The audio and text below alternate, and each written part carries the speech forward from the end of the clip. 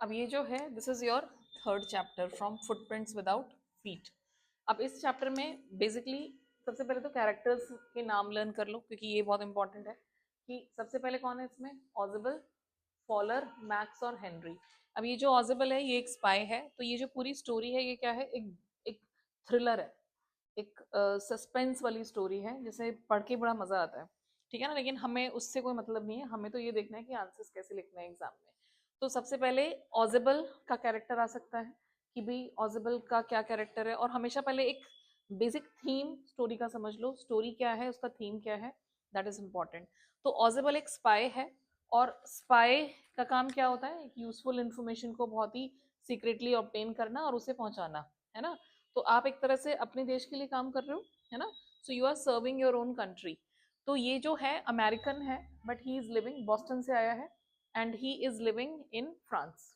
लेकिन अभी भी इसका जो एक्सेंट है वो कैसा है, अमेरिकन। तो he has is not able to learn that French और जर्मन एक्सेंट, ये इसके साथ प्रॉब्लम है। अब फॉलर एक रिपोर्टर है, अब रिपोर्टर को क्या चाहिए, हमेशा एक मसाला चाहिए। They want a story, good story, कि भाई हमें कुछ ऐसा वो मिले कंटेंट जो हम पब्लिश करें। तो उसके लिए बेस्ट तरीका क्या था, स्पाई के साथ रहो, ठीक है। बट ये बेचारा जैसे ही आता है देखता है इसको, ही वॉज डिसअपॉइंटेड।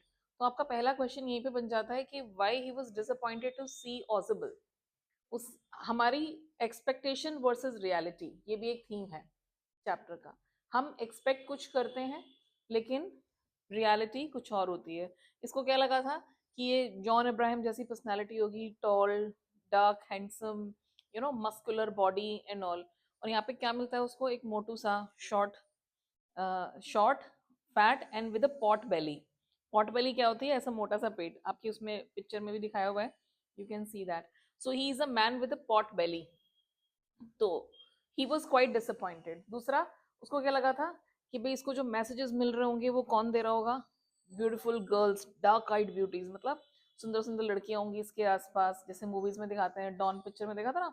तो लाइक गिविंग मैसेजेस, और वाइन्स चल रही होंगी, ड्रग्स मिक्स किए होंगे उसमें, और यहाँ पे ऐसा कुछ भी नहीं था। तो बेसिकली एक्सपेक्टेशन जो थी कुछ और थी, एंड इसलिए ही वॉज डिसअपॉइंटेड। तो पहला जो क्वेश्चन है वो यही है कि फॉलोअर्स डिसअपॉइंटमेंट, क्यों डिसअपॉइंट हुआ, to see a fat and short man, है ना, जिसको लगा था स्पाई कैसे होते हैं, उसकी एक्सपेक्टेशन से बिल्कुल डिफरेंट थे। और उसके बाद जो नेक्स्ट चीज आती है, एक इसमें एक और चीज इंपॉर्टेंट है कि मिस डायरेक्शन, एक थीम यूज किया है इस बार। आपका जो बोर्ड का सैम्पल पेपर है उसमें, सीबीएसई का, उसमें ये क्वेश्चन पूछा हुआ है कि जो मिडनाइट विजिटर है इसमें थीम यूज किया गया है मिस डायरेक्शन का, हर जगह मिसलीड किया गया है। तो पहला मिस डायरेक्शन क्या हुआ हमारा, ये वाला, अपीयरेंस, ठीक है ना। हमें ये दिखाया गया है कि भैया ये तो ऐसे ही है, ऑजिबल, मोटू सा, इसको, ये क्या ही स्पाई बनेगा, क्या ही करेगा ये, है ना। तो उसको लगा कि भाई मेरा तो आना बेकार हो गया यहाँ पे, this is first miss direction. तो आप इसको बहुत अच्छी तरह से क्लियरली बताओगे। उसके बाद आते हैं, अब वो दोनों रूम में जाते हैं, रूम भी बिल्कुल टॉप फ्लोर पे होता है उनका, और हमें बाद में पता चलता है कि इसकी इंपॉर्टेंस क्या थी। अब ये टॉप फ्लोर पे रूम है, बट बड़ी गंदी सी मस्ती सी स्मेल होती है वहां पे। तो कोई रूम भी इतना बहुत लग्जूरियस नहीं था, हाईफाई नहीं था। This is what happens here. And then the moment they open the door, उन्हें कौन दिखता है वहां पे, अ मैन, वो होता है मैक्स। अब मैक्स एक थीफ क्यों लिखा है मैंने, एक चोर है ये किस लिए आया है, कि इसके पेपर्स चुराने के लिए।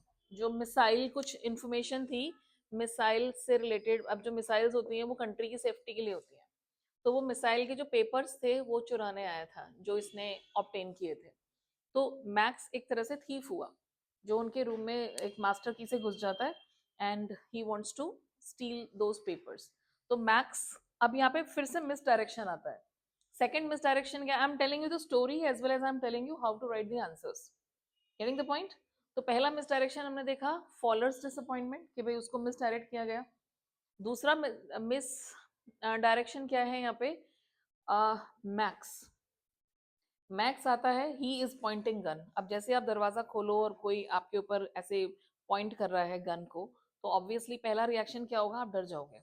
आपने नाइन्थ में भी एक चैप्टर पढ़ा था, if I were you, if you remember. उसमें जो जेरड होता है उसके साथ भी कुछ ऐसा ही होता है ना, सेम ऑलमोस्ट आपको थोड़ा सा यहाँ पे कंपैरिजन दिखेगा। तो इंस्टेड ऑफ गेटिंग पैनिक और गेटिंग फ्रस्ट्रेटेड और एजिटेटेड, एग्जैस्परेटेड, ये हमारे नॉर्मल रिएक्शंस होते हैं। ऐसी सिचुएशन में हम जनरली एजिटेट होते हैं या फिर एग्जैस्परेटेड, जब आपको समझ नहीं आता क्या करे, अफरा तफरी सी मच जाती है, एग्जैस्परेटेड, एजिटेटेड और panic, we are panic stricken.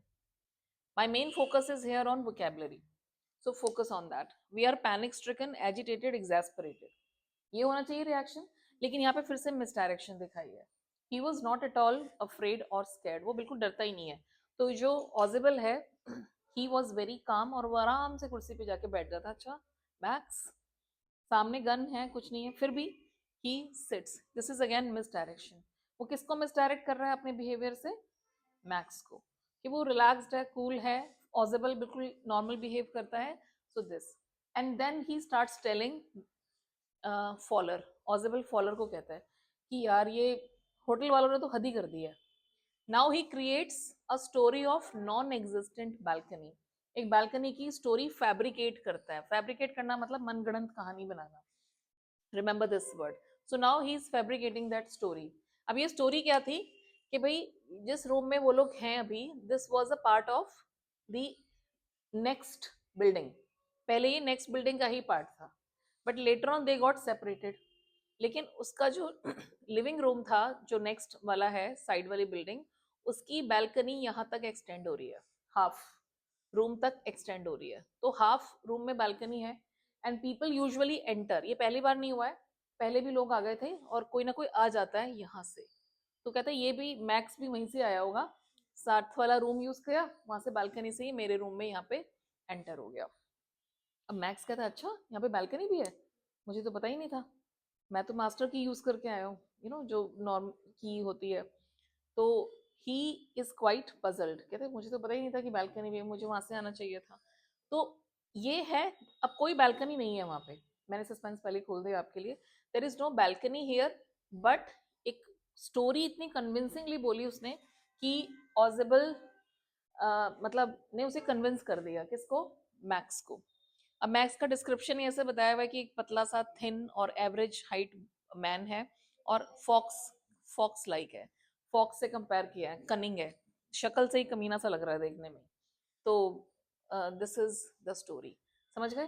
तो this is non existence existent balcony की स्टोरी जो उसने सुनाई और उसे कन्विंस कर दिया। कन्विंस क्यों हुआ वो? क्योंकि उसका काम और कंपोज्ड बिहेवियर है ना, उसमें भी तो जेरड ने ऐसे ही कन्विंस किया था ना उसको, विदाउट गेटिंग पैनिक। तो जब मुश्किलें आती हैं तो how you have to solve the problem, this is the solution. आपको काम माइंड रखना होता है, you have to be resourceful. So these are the qualities that you must have. आपके आसपास जो चीजें अवेलेबल है ना, उसे यूज करके सिचुएशन को बेटर बनाओ, उसे कहते हैं रिसोर्सफुलनेस। तो उसके पास जो चीजें अवेलेबल थी, क्या अवेलेबल था उस समय? बस ये फॉलोअर जिससे वो बात कर सकता है, कम्युनिकेट कर सकता है, और थोड़ा सा दिमाग, उसे ही यूज करके उसने पूरी सिचुएशन को हैंडल किया।